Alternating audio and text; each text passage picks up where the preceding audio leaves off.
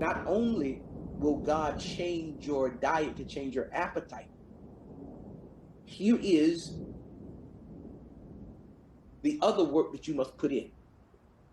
See, when you're putting in the work, it ain't enough for you to change your diet, to go with God, changing your diet and changing your appetite, changing what you want and how you want it. But you got to make sure that in this season, you get rid of negative influences that might influence you in that way. Y'all ain't hearing me. I think I've taught this before. In Exodus 16, Israel was complaining. God takes them through the wilderness, gives them manna after 45 days of them hungry. Now they eating manna and it's cool. But then when the mixed multitudes, when the people who are not people of covenant started complaining, listen, they started complaining about wanting the fish and wanting the onions and wanting the watermelon and wanting the leek. That complaining influenced them to complain. And here is what's crazy. The Bible says that when God heard the complaint, he tried to do them a favor. He sent fire, and fire began to burn around the outskirts. In Israel, if you were a Gentile or if you were not an Israelite by blood, you could not mix. You could not mix in with Israel. You had to be outside of the camp. You had to be around the periphery. You could not be with the Israelites.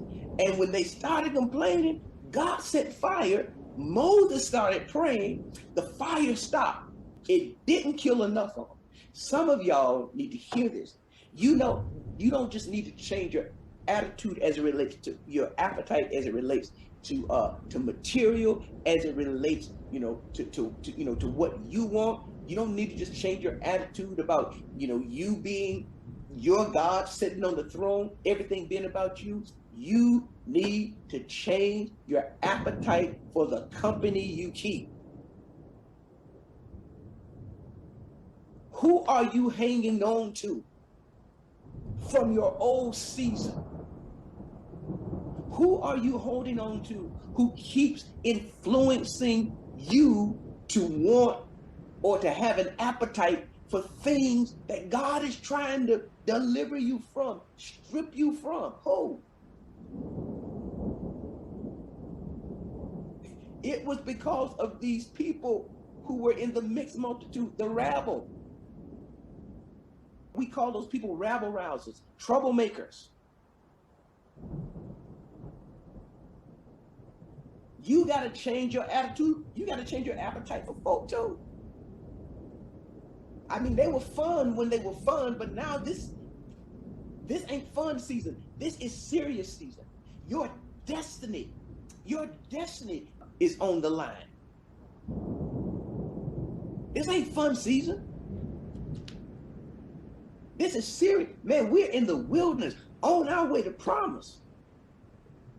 God is stripping us from what we don't need so he can give us what we do need, so he can sustain us, and we still trying to hold on to the mixed multitude. And it ain't that they won't let you go. It ain't that you won't let them go. You feel a sense of obligation. You feel a sense of obligation.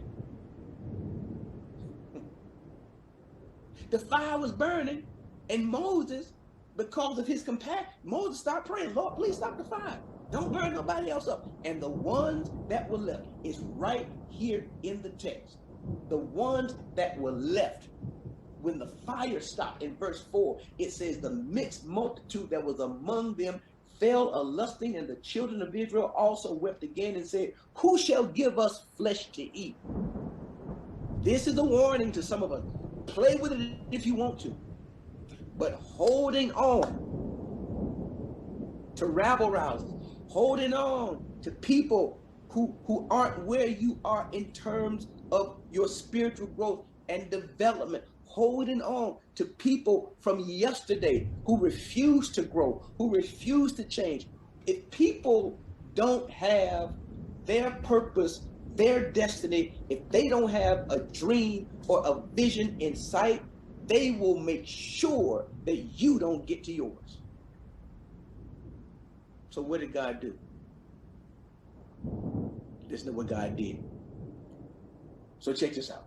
Moses is blaming God, but God said, Moses, I was trying to help you. I sent that fire and you prayed and asked me to stop the fire, and I stopped it. And when I stopped it, a residue and a remnant of the negative influence was left. And now these people are begging for stuff of their old season again. Moses is trying to blame God, and God said, I'm trying to help you. This word is for somebody in here. God has been trying to help you by destroying some stuff, by destroying some relationships, by putting distance between you and some people, but you keep holding on.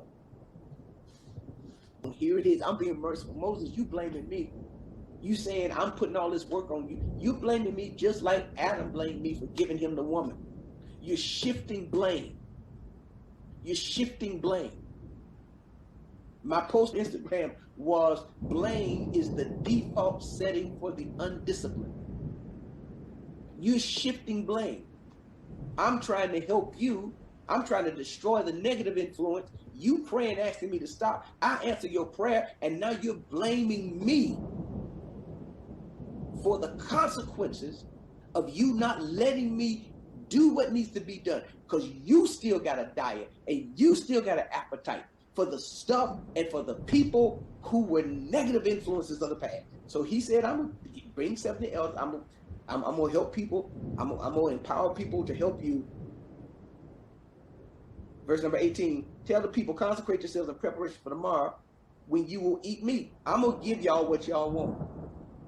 The Lord heard you when you wailed.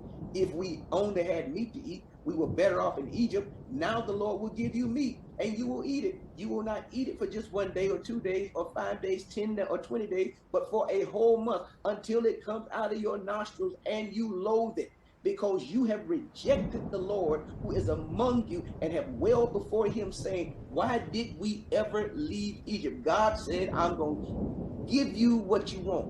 And I'm not just going to give you what you want. I'm going to give you what you want until it makes you sick. Until it makes you sick. Only you know. But what is God giving you